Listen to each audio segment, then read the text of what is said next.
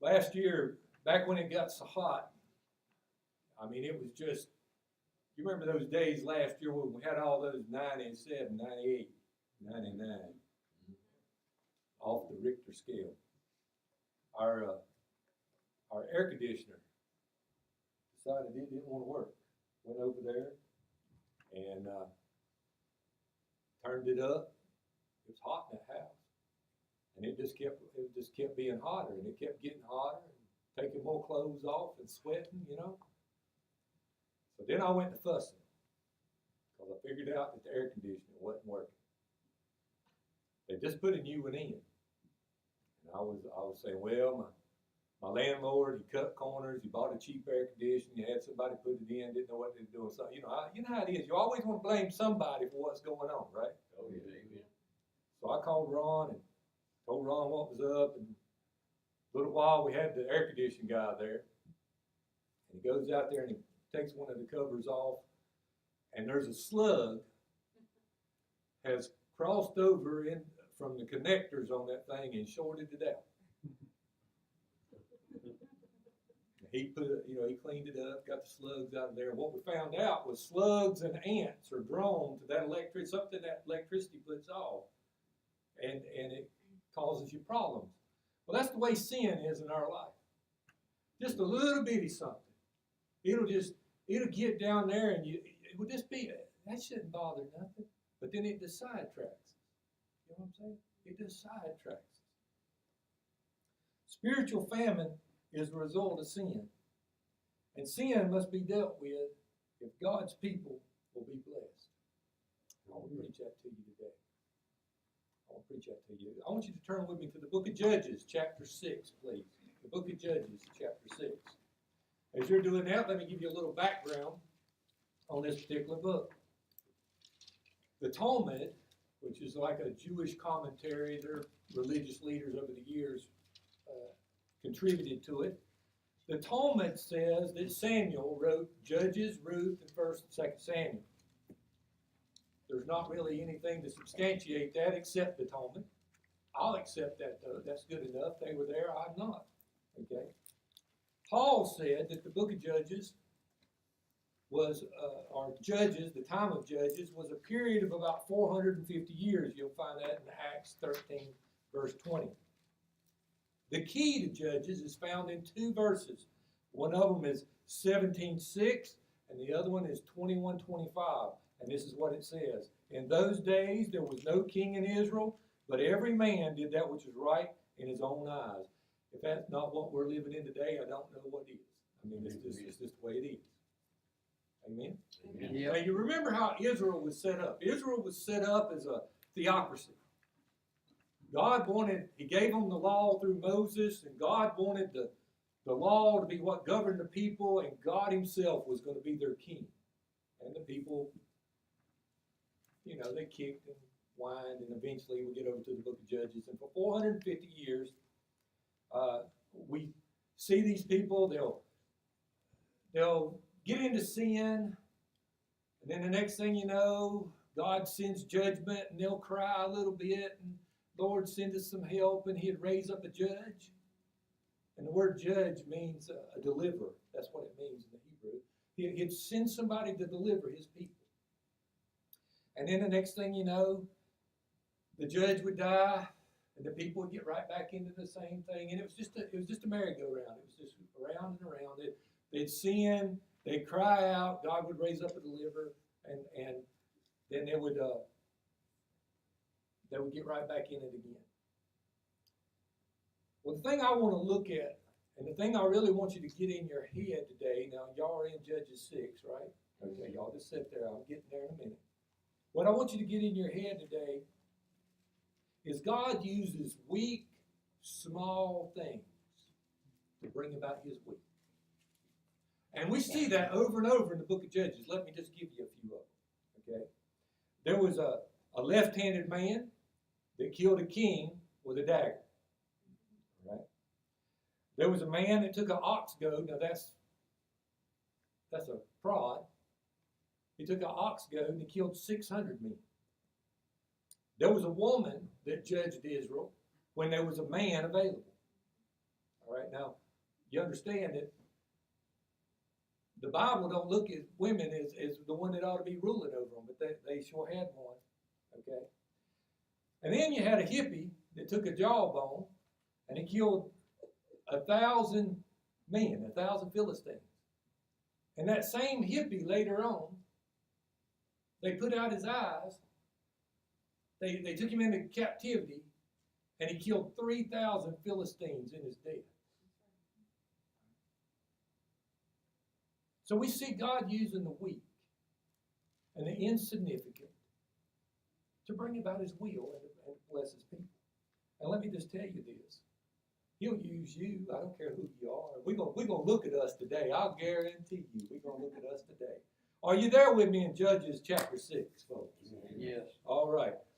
I want to just start out. I'm going to read these first 10 verses because this is where we're going to find our conflict at, okay? Look with me if you would. And the children of Israel did evil in the sight of the Lord, and the Lord delivered them into the hand of Midian 7 years. And the hand of Midian prevailed against Israel because the Midianites, the children of Israel, made them the dens which are in the mountains and caves and the strongholds. And so it was when Israel had sown that the Midianites came up, and the Amalekites and the children of the east, even they came up against them. And they encamped against them and destroyed the increase of the earth till thou come to Gaza, and left no substance for Israel, neither sheep, nor ox, nor ass, for they came up with their cattle, their tents, and they came as grasshoppers for multitude. For both they and their camels were without number, and they entered into the land to destroy it. And Israel was greatly impoverished because of the Midianites. And the children of Israel cried unto the Lord. And it came to pass that the children of Israel cried to the Lord because of the Midianites. And the Lord sent a prophet unto the children of Israel, and said to them, Thus saith the Lord God of Israel, I brought you up out of Egypt, and brought you forth out of the house of bondage. Stop just 1 minute, look up here. Now, in this first part of this thing, we see this conflict that's going on. And we see the result of something. I want you to understand that. All these problems, all of their stuff being taken from them living in caves, all of this stuff is going to be the result of what this prophet's getting ready to say. Now, I want you to look at it now, because it's the same with us. In verse 9, And I delivered you out of the hand of the Egyptians, and out of the hand of all them that oppressed you, and drave them out from before you, and gave you their land.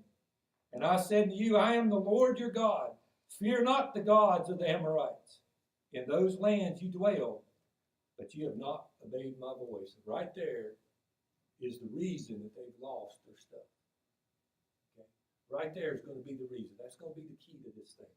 The conflict is they're being repressed. You know, in our society today, one of the things that we do is we want to blame everybody in the world for what's going on with us. Somebody else's problem. It's somebody else's fault I spent all my money. Somebody else's fault I went and got drunk and I had an accident. They arrested me for DUI and I'm in jail now. Always somebody. You can help me out, I tell you. It's always somebody else's fault. We become a society of blame shifters. We want to blame somebody for what's going on in our life. All right? Well, this is the problem that they have. They have the result of it. That's all they see. And so often, that is all we see in our life is the result of what happened. Well, I'm in jail. Well, why are you in jail? Well, somebody pulled out in front of me and I read it. Well, is that the whole story? No, that ain't the whole story. I was over here drinking at the bar yesterday. Well, who made you do that? Well, some of my friends called me up and invited me over there. Right? You know the story, right? It's always somebody else. This is the conflict. Let's look at the resolution now.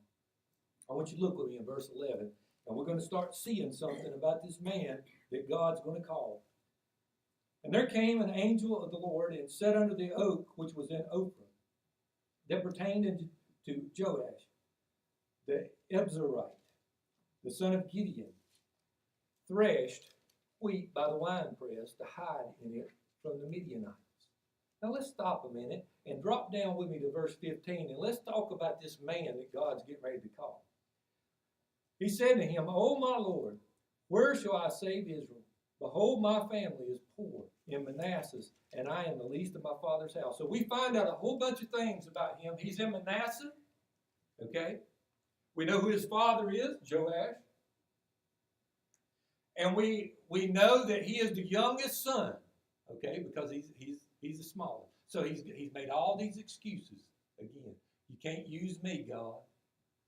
And you know what? He's not even telling the truth about all of it. We'll see that in a minute. But it's always when God calls somebody to do something, we always want to make excuses and say, look at it from my perspective, God. And I got news for you. If God be with you, who can be against you? If God's called you to do something, why in the world do you think you got to do it in your own power? Okay, but let's look at it now. Notice with me that he is threshing wheat by the winepress to hide from the Midianites. Now I want you to think about that with me for just a minute now. He is threshing wheat. More than likely, this wine press is down in the ground. Okay, it's a hole in the ground, and they've got a place there where they go and they stomp out their grapes. So they have grape juice, not Boone's Farm, and they go stomp it out. And here he is. He's hiding in this thing. Now, the way they used to thresh was they had a threshing floor.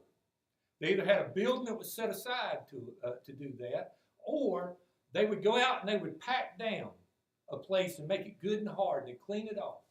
And they'd put the wheat out there. And they would either put on special shoes and go out there and step on it, or they would bring the livestock across it. You remember remember what Samson was doing? He was threshing the wheat. That's what he was doing out there with the ox. So that's what they would do to crush this thing out.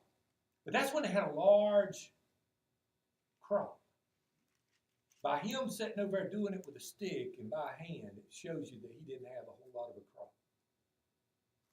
There's something else where his location is. He's in a wine press. Do you know the wheat came in May. And the grapes came in June. By him being in the wine press, there wasn't no grapes to be in there. I'm going to say something about wine in the Bible, and y'all can believe me or not believe me. It don't make any difference right now. But when you look in the Old Testament, you see wine, and when it's there available, it's showing the blessings of God upon the people. It's showing that they're not just eating bread and water, but God has blessed them with a bounty. You understand? Here, there's a lack thereof. He's standing in there threshing what little bit of wheat he's got to feed his large family we're going to see in just a minute. We have got to move. All right? But anyway, there we have him. He's hiding from the Midianites. And I can just imagine him now. Again, kind of like me fussing about the air conditioner. I can just imagine him sitting there going, man, somebody needs to do something about this. Don't you reckon? I'm tired of this, man. This is a servant's job. This is a woman's job. I'm vacuuming the floors. What in the world am I doing in here running the vacuum cleaner? Right? Can't you just imagine him talking to himself? So he's there and he's struggling with this thing. And I'm sure that he's talking to himself. And look at verse 12. Look at verse 12 with me. It says, and the angel of the Lord appeared unto him and said, the Lord is with thee, thou mighty man of valor. Isn't that funny? He's over there doing a woman's job or a servant's job, and he's hiding. You mighty man of valor. You know, the little boy that they had on the video there, he was a mighty man of valor. He was just a little boy, though, wasn't he? 9 years old. See, God used something big to take care of his children. You understand? Maybe you remember the story here just back in August, the little boy from California that was 6 years old, Brandon Lee, that dove in the swimming pool. his mother and father's home where his two nephews had fell in that were 2-year-old. They were twins, and he saved them. This is what his aunt said. His aunt said, Brandon told her, he said, I just dove in. All I knew was I had to save them. And she goes on to say it was a miraculous thing to know that a 6-year-old, he didn't just scream and run away. He didn't just ignore it and stand there in shock, but he immediately acted and allowed God to do the rest. And that was in the newspaper, by the way. But isn't that what we're looking for? We're looking for people that will see a need and know that God's with them and know something needs to be done and act. And that's what God was looking for. And he was calling Gideon out. He was calling Gideon out. Let's go on and look at what happens here. Let's go on and see exactly what's going to take place. Verse 13, and Gideon said unto him, O my Lord, if the Lord be with us, why then is all this befallen us? See, he's already said that he was with him. And where in all of his miracles, which he did as our fathers told us about, saying, did not the Lord bring you up out of Egypt? But now the Lord had forsaken us and delivered us into the hands of the Midianites. And the Lord looked upon him and said, Go in this thy might, and thou shalt save Israel from the hand of the Midianites. Have I not sent thee? I want you to notice something. In verse 12, the angel of the Lord, now this is a Christophany, this is Christ pre-incarnate. He tells him, he says, the Lord is with you, singular. The Lord is with you. When Gideon starts talking back to him, Gideon says, we have a problem. We have a problem. It's not I have a problem. It's not my problem. It's our problem. Let me tell you something. There's 3 things about a task. First of all, when God, when we're going to be a leader, we've got to see that it's not just us. You understand that? If you want to help America, you've got to understand it's not just me, but it's us that's in this problem. America's got some problems. Did you know that? Y'all probably didn't realize that. Y'all don't read the newspaper, do you? America's got some problems. And it's our problem. It's our problem. It's not just somebody over there's problem. It's our problem. We need to see that we need God's power at the same time. He has the power to change things. Do you know that? He said if God was with us, this wouldn't happen. And we need to also understand that when God's delivered us up to something, there ain't nothing else going to change until God changes. You understand? Look with me now. Let's go on. Let's run. We've got to run here. Verse 16. And the Lord said to him, Surely I'm with thee, and thou shalt smite the Midianites as one man. And he said to him, If thou have found grace in thy sight, and show me a sign that thou talkest with me. Depart not, I pray thee, until I come back and bring you a present, and set it before thee. And he said, I'll tarry until thou come. And Gideon went in and made ready a kid, and unleavened cakes, and an ephah of flour, and flesh, and he put it in a basket, and he put it broth in a pot, and he brought it back under the oak and presented. And the angel of God said unto him, Take the flesh and unleavened cakes, and lay them upon the rock, and pour out the broth. And he did so. And the angel of the Lord put forth the end of his staff that was in his hand, and touched the flesh and the unleavened cakes, and then arose out of there a fire out of the rock, and consumed the flesh and the unleavened cakes, and the angel of the Lord departed out of his sight. Then all of a sudden Gideon realized who he was talking about, or talking to. And when Gideon perceived that it was the angel of the Lord, Gideon said, Alas, O Lord God, for because I have seen the angel of the Lord face to face. So he thinks I'm going to die. Now that's what he's saying. I'm going to die because I've seen God. Isn't it funny? Now wait with me. He goes back to the house. Now he's poor, remember? Remember, he's poor. My family's poor. Right? That's what he said. I told you it's not true, but that's what he said. He goes back to the house. Now, we read to start with all their cattle and all their stuff was taken away, but not Gideon's, because he had a kid. He also had enough food to bring some and put it out there. What do you think about that? We're going to see some more stuff in a minute. Let me tell you something. If we want God to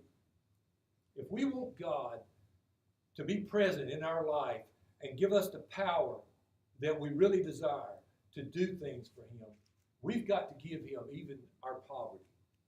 It's all got to be his. You understand that? All of it, every bit of it has to be his. These people are hungry. And I'm sure he had some stuff, but I'm sure he was really being careful about how he spent his food. But here he brings it and he gives it to him.